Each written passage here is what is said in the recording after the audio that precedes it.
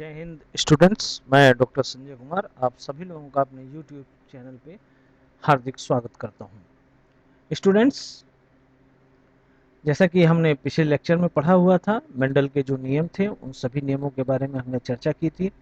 आज इस जो है लेक्चर में हम लोग देखेंगे सेक्स डिटर्मिनेशन कैसे होता है ह्यूमन के अंदर। ये हमारा हेरिडिटी एंड एवोल्यूशन चैप्टर का जो है लास्ट लेक्चर होगा, क्योंकि एवोल्यूशन वाला पार्ट अभी के लिए हटा दिया गया है, तो इसको हम लोग फिर कभी देखेंगे।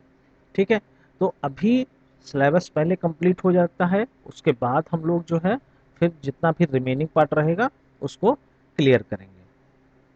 तो स्टूडेंट्स, आज हम लोग सेक्स डिटर्मिनेशन के बारे में देखेंगे। सेक्स डिटर्मिनेशन होता क्या है, पहले इसके बारे में समझ लेते हैं कि establishment of male and female individual, male और फीमेल इंडिविजुअल का एस्टेब्लिशमेंट होना, यानी कि ये मेल है ये फीमेल है, इसका पूरी तरह से एस्टेब्लिशमेंट होना ही कहलाता है सेक्स डिटर्मिनेशन। या male female organ of an individual formation जो होता है मेल और फीमेल ऑर्गन का किसी इंडिविजुअल में, उसको हम सेक्स डिटर्मिनेशन कहेंगे। ठीक है, तो डिफरेंट स्पीसीज, अब जैसा कि हम लोग जान रहे हैं कि इस धरती पे जो है वो अभी तक लिस्टेड की बात की जाए तो लिस्टेड में 1.8 मिलियन स्पीसीज हैं, जिसमें प्लांट भी हैं और एनिमल भी हैं। तो उसमें से बहुत सारे स्पीसीज अलग अलग स्ट्रेटजीज अपनाते हैं कि वो किस तरह से ये जो सेक्स डिटर्मिनेशन वाला प्रोसेस है उसको कंप्लीट किया जाए। तो कुछ जो है उसमें से हम एनिमल की बात को लेकर के चलेंगे, क्योंकि हमको ह्यूमन का रिप्रोडक्शन देखना है तो हम एनिमल की बात करेंगे। तो कुछ एनिमल्स ऐसे हैं कि जो इन्वायरमेंटल कंडीशन के आधार पर वे अपने सेक्स को चेंज करते हैं या सेक्स का निर्धारण होता है। उसमें से आपको मैं 3 एग्जाम्पल दूंगा। ये तीनों एग्जाम्पल बहुत ही इंपॉर्टेंट हैं। इसमें पहला एग्जाम्पल है कि marine mollusc become female if reared alone. एक मोलुस्क है जिसका नाम है क्रैपिडुला। ये मोलुस्क जो है अगर अकेले रियर किया जाएगा, अकेले इसको पाला जाएगा, तो ये फीमेल में कन्वर्ट हो जाएगी। लेकिन अगर इसको फीमेल की कंपनी के साथ रियर किया जाएगा, इसको पाला जाएगा, तो ये मेल में डेवलप हो जाएगा। यानी कि यहाँ पे इन्वायरमेंटल कंडीशन चेंज हुए हैं, अकेले रहने से वो फीमेल में कन्वर्ट हो जाएगा, और अगर जो उसको फीमेल के साथ में रियर किया जाएगा तो वो मेल में कन्वर्ट होगा। ठीक है, अब आप लोग इसका प्रोसेस पूछोगे, प्रोसेस कैसे होगा? तो प्रोसेस बेटा आपको अभी नहीं बताया जाएगा, ये मॉलिक्यूलर लेवल का प्रोसेस होता है। ये आपको जब आप एमएससी करेंगे तब यहाँ पे जाकर के आपको बताया जाएगा। बहुत सारे जीन इन्वॉल्व होते हैं, बहुत सारा सिग्नलिंग पाथवे होता है, उसके कारण से ये चीजें डेवलप होती हैं। ठीक है, तो अभी आप इतना जान लीजिए कि ये क्रिपिडुला जो मोलस्क है, ये अगर एलोन अकेले में इसको रियर किया जाएगा तो ये फीमेल में कन्वर्ट होगा, और अगर जो इसको फीमेल के साथ में रियर किया जाएगा तो ये मेल में डेवलप हो जाएगा।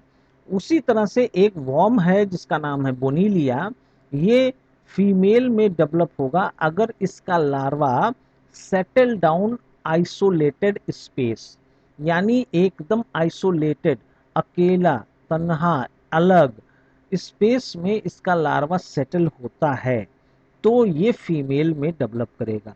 But it grew into male if it comes in close contact to female.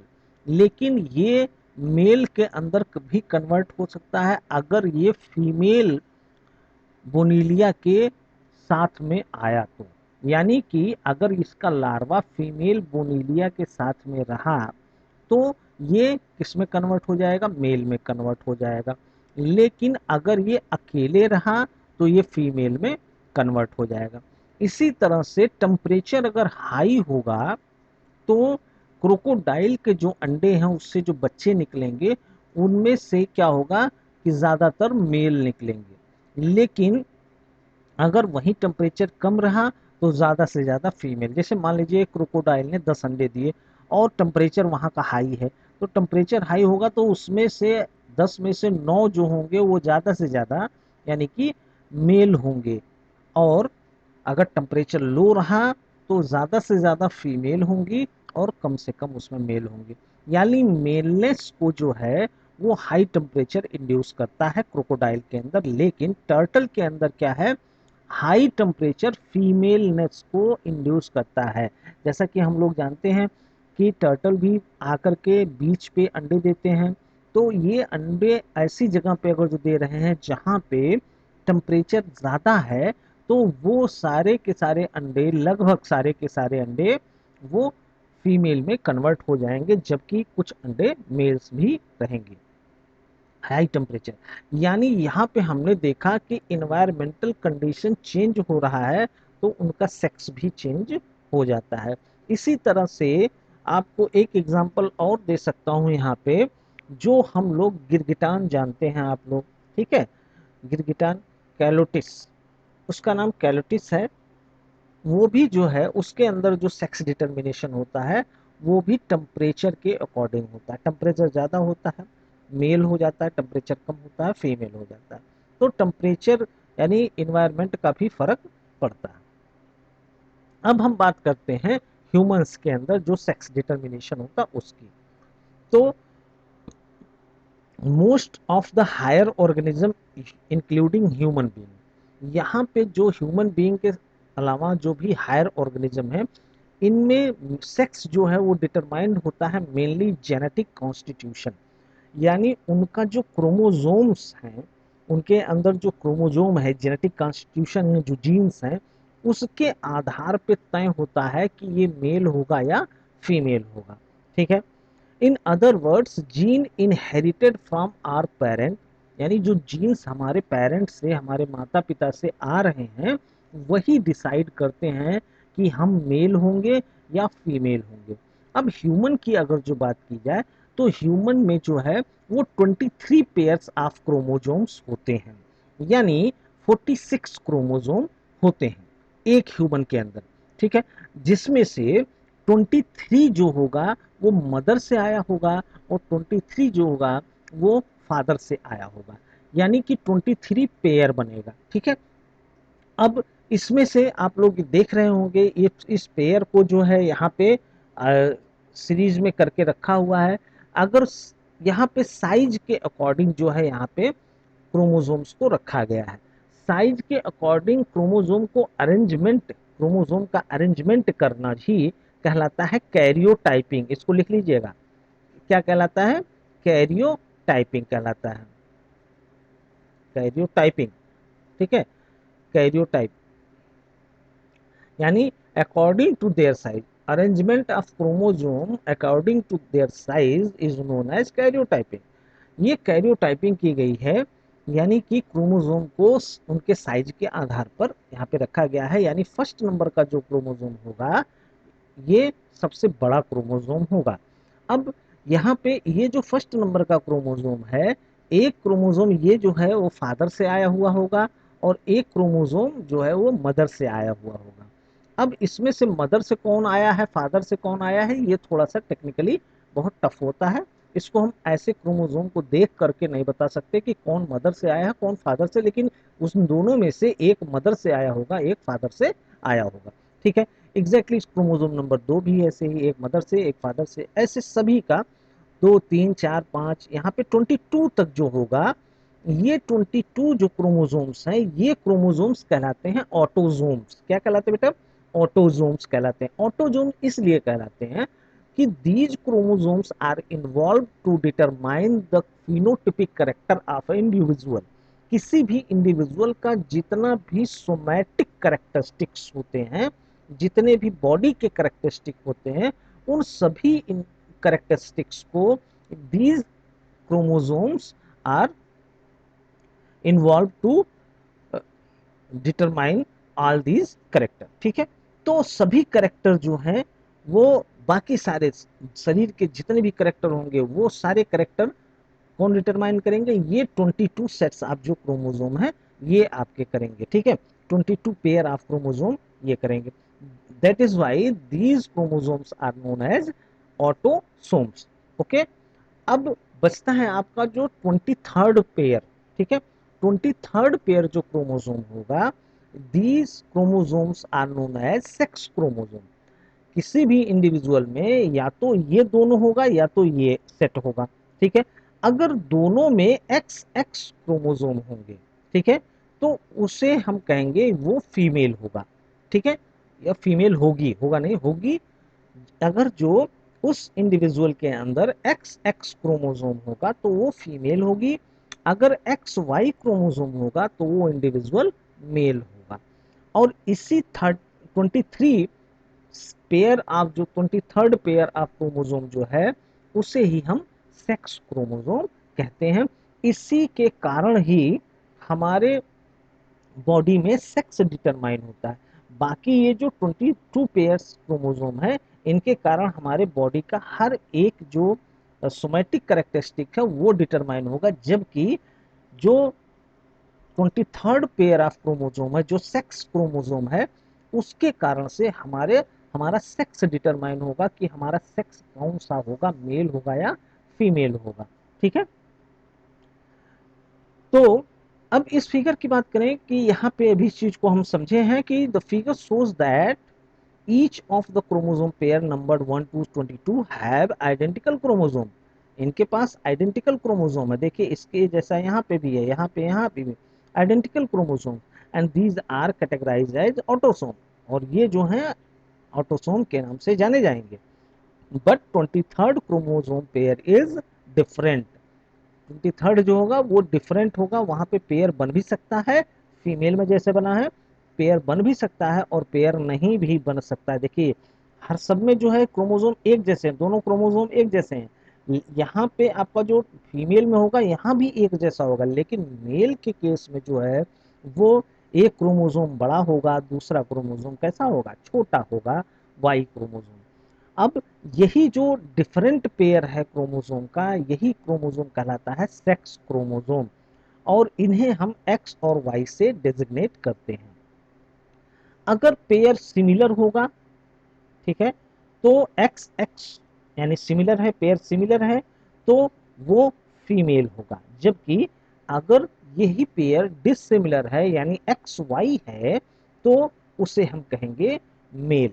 ठीक है, इसे हम होमोगैमेटिक कहते हैं। ठीक है, और इसे हम कहेंगे हेट्रोगैमेटिक। ठीक है, अभी हम कहें क्यों कहेंगे, अभी देख लेते हैं इसको। अब देखिए जो 22 पेयर्स हैं वो दोनों में मेल और फीमेल दोनों में क्या है, समान है। ठीक है, अब यहाँ तक बात समझ में आ रही है।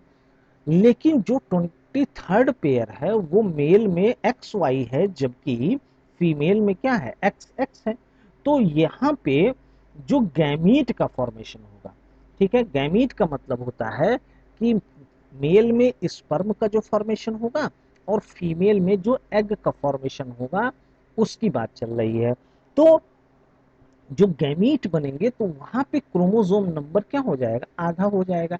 यानी अगर मेल के पास 46 क्रोमोसोम है तो उसके गैमीट में कितने क्रोमोसोम होंगे, 23 क्रोमोसोम होंगे। जाहिर सी बात है भाई, क्योंकि आधा हो जाएगा। ठीक है, वैसे ही फीमेल के पास भी अगर 46 क्रोमोसोम है तो इसका भी गैमीट जब बनेगा तो कितना हो जाएगा, 23 हो जाएगा। अब 23 में जो होगा वो आपका 22 तो दोनों में मेल और फीमेल में दोनों में क्या होगा, बराबर बराबर होगा ना, और एक जैसा होगा। अंतर क्या होगा, अंतर यहाँ पे 22+1, यानी ये एक ही एक्स तो आएगा, या तो ये एक्स आएगा या तो ये एक्स आएगा, दोनों एक्स ही है। तो यहाँ पे जो गैमीट बनेगा वो एक तरह का गैमीट बनेगा, यानी 100%।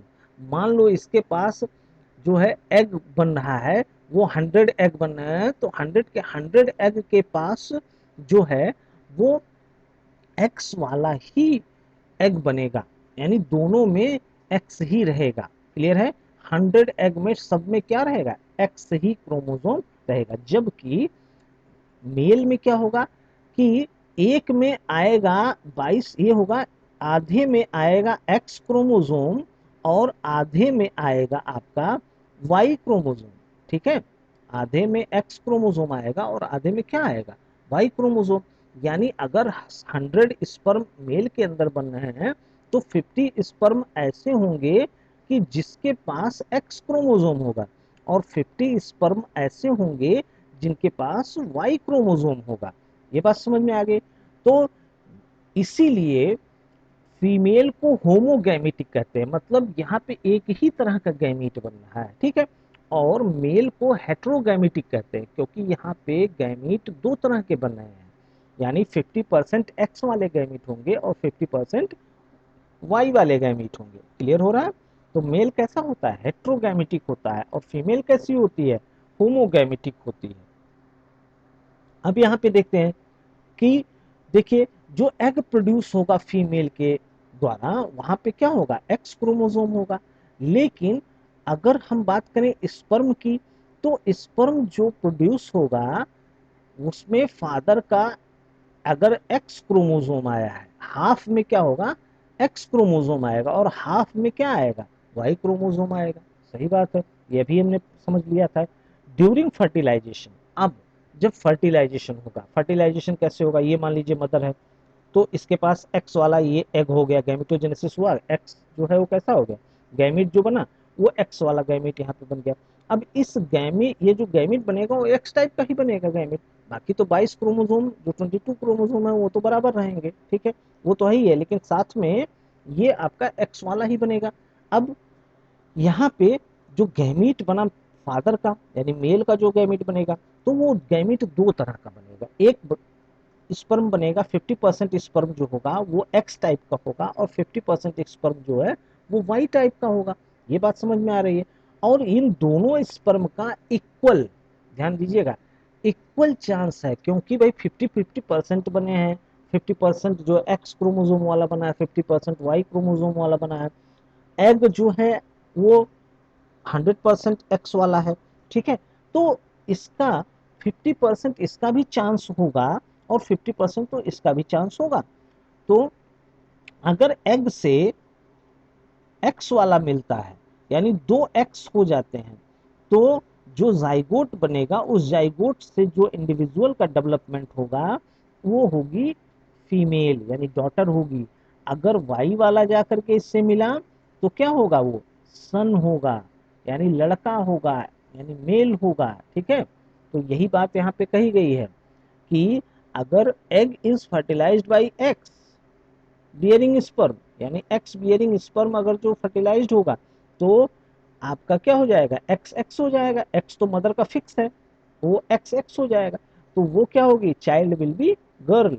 और यही एग जो है अगर वाई बियरिंग स्पर्म के साथ फर्टिलाइज होता है तो वो क्या हो जाएगा, एक्स वाई, क्योंकि एक्स तो मदर से है और वाई कहाँ से है, फादर से है, तो child will be boy. That mean कि लड़का या लड़की पैदा होने के लिए मदर रिस्पॉन्सिबल नहीं होती है, क्योंकि मदर एक ही एक्स टाइप ही गैमीट प्रोड्यूस ही करती है।